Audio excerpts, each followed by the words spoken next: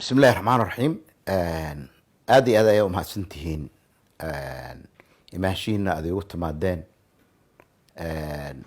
hoyga aan ka joogo magaalada Baydhabo oon u imid safar shaqo. mawduuca aad iga wareysanaysaan oo hadda dhex wareegaya baraha bulshada oo ah taliyaha ciidanka badda Soomaaliyeed oo eedeynaya ra-iisul wasaaraha Jamhuuriyadda Federaalka ee Soomaaliyana runtii dhowr nooc markan ka eegaba wax argagax igu ahayd. waa midda koowaad anigu generaalka ciidamada dalka ugu sareeyana ethicska ciidanka marna ma noqon karto in generaal ama sarkaal sare ama sarkaal ama qof xil ciidan leh wuxuu rabo ahaaday inta hore la ekaaday oo meediyaha ka eedeeyo madaxda qaranka ee dalka ugu sareysa. taas waa runtii arrin aan aad iyo aad aan uga xumahay ugana cudur daaranayo dhammaan ummadayda iyo ciidamada qalabka sidaba maxaa dhacay waxna qabta maaha. taas markaan ka gudbo midda labaad waxaa weeye oo aad iigu timaadeen inaad igaga wareysataan arrintan aan kaga warramo meesha laga hadlayo anaa wax ka degan. meeshu waa meel dhul yar oo dhowr generaal ay degan yihiin. dhul ka dambeeya meel kasii dambeysa wey. meesha generaaladu degan yihiinna waxay ku degan yihiin ogolaasho iyo amar madaxweynaha Jamhuuriyadda Federaalka ee Soomaaliya. anagoo aad iyo aad ugu bogaadinayna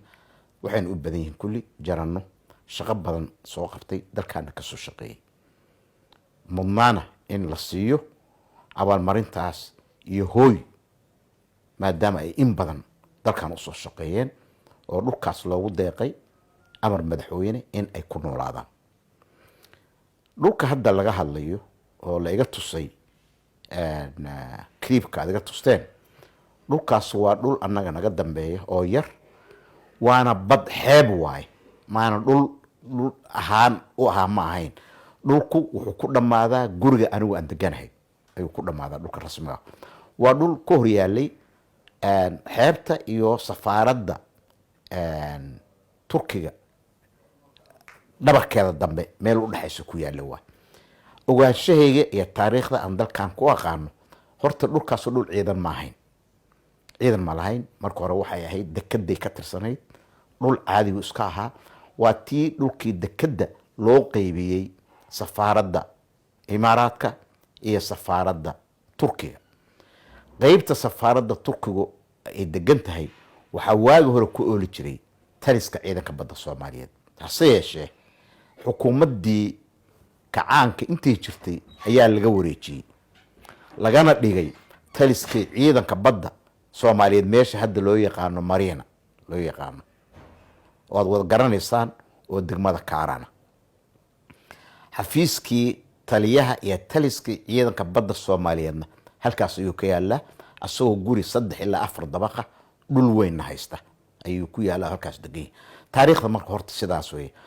waa jiri jirta waagii hore in qaybta safaaradda Turkiga qayb yar oo kamid ah ay deganaan jireen taliska ciidanka badda intaan loo dhisin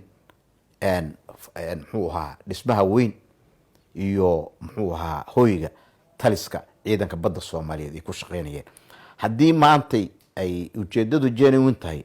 oo mid sax ay tahay waxay ahayd in laga hadlo oo la dhiso oo la dayactiro oo la qurxiyo taliskii guud ee ciidanka badda Soomaaliyeed oo taliskoodu halkaas ku yaalo. marna ma garan maskaxdeeduna ma qaadan karto in dhul xeeb ah oo muxuu ahaa qashinka ka yimaada badda ka yimaada ilaa jasiiro looga soo shubo Xamarweyne Shangaani meeshay isugu yimaadeen ahayd in la yiraahdo talis ciidan bad ayuu noqon lahaa. maba noqon karo. talisna ma noqon karo. meel looga soo garana male. horena waxaa ka degan guryahaas jaraanada ay degan yihiin ba ku yaala. gadaalna waxaa dhinac kalena ka degan safaaradda Turkiga ee dalkeena. anigu markaan maskaxdayda la tashtay aan arkay waxaan is leeyahay waxaanu ma waxyaabihii aan ka soo gudubnay wax inoo jeeyanaya ma waxa ka dambeeya wax aynaan fahmi karin oo la rabo dalkeenu muddadan xasaasiga ah oo uu ku jiro doorashada oo doorashada loo dhaqaaqay oo weliba ayaamahan dambe sidaan idaacadaha wax ula soconay bogaadin iyo in wax la dhaqaajiyo inay horumar la sameynayo in maaragtay muxuu ahaa uu ku soo noqonayso doorashadu wax lagu wada kalsoonaan karo oo mucaarad iyo maxaafidba laysku raacsanaa oo halkaas ku socotay ma yaa yani hayla yaabeen haddaan irahdo ma waxaa la raadinayaa waxyaabo kale oo set up ah oo laga shaqeynayo oo ah in loo qaato generaal ciidamada ka tirsan hadduu hadlo in madaxweynaha jamhuuriyadda kale uu ka dambeeyo kama dambeeyo mana aaminsana inuu ka dambeeyo madaxweynaha iyo ra-iisul wasaaruhuna intaan ka ogahay wada shaqayn iyo is-ixtiraam iyo ra-iisul wasaare iyo madaxweynihiisa iyo madaxweyne iyo ra-iisul wasaarihiisa loo shaqeeya taasuna waa midda ididiilada iyo wanaagga ummadda soo gelisay waa midda dhaqaajisay muxuu ahaa inay doorashada socoto waa midda horey looga soo afjaray khilaafkii aan aniguba qeybta ka ahaa magacaabistii la ii magacaabay xilkii markaas ra-isul wasaaruhu ii magacaabay taliyaha nabad sugidda oon ku qanacnay in aan dalka suu horey ugu socdo si madaxdu isu aaminto uusan qofna kursiba la ii magacaabay intuu yar uusan ku dhigin meel kastoo kaloon ummadda uga shaqeyn karna aan uga shaqeyno annagoo ka shaqeynayna isu soo jiidista iyo isu soo dhawaanshaha iyo wada shaqeynta madaxdeena dalka gaar ahaan labada xafiis ee dalka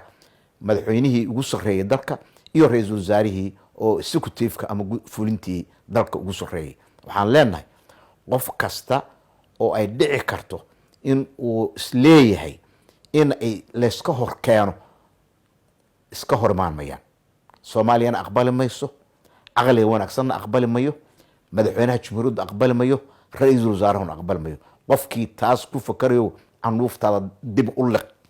dalkan hore u soconayaa doorashuu gelayaa ra-iisul wasaaruhu hawsha u hayo iyo muxuu ahaa dadaalka uu ku jiro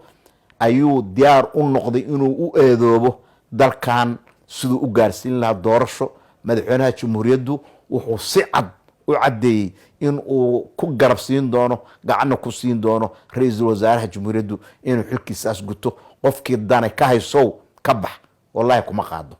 dalkaana ma qaado dibna u noqon mayno mana akhrisanayno ummaddaanunu yeeli mayso ilaahay amarkiisana iyo idinkiisana horaan u soconaynaa dalkaana wuxuu aadayaa doorasho wuxuu aadayaa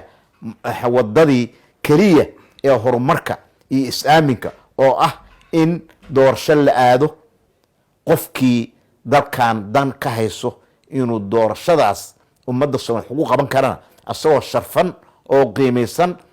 ha tartamo kii xildhibaan doonanaya kii xil ka sarreeya doonanaya kii muxuu ahaa waaba soo dhammaaday aqalkiisa la raadsanayay waa u hambalyeynaya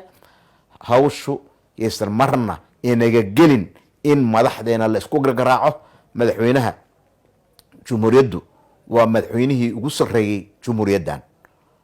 ra-iisul wasaaruhu waa shaqsigii ugu sarreeyey executive dalka aan sheegto inaan ahay jananka ugu sarreeya daraj ahaan ciidamada soomaaliya madaxda iyadoo isqabsan mayso kana rajeyn mayno layskaman horkeeni karo waxaan leenahay guushu waa wada jirkiina guushu waa dalkeena doorasho aada ilaahayna waxaan ka rajeynaynaa inuu wadadaas nagu duwo wabilahi towfiiq wasalaamu calaykum waraxmat ullahi wabarakatu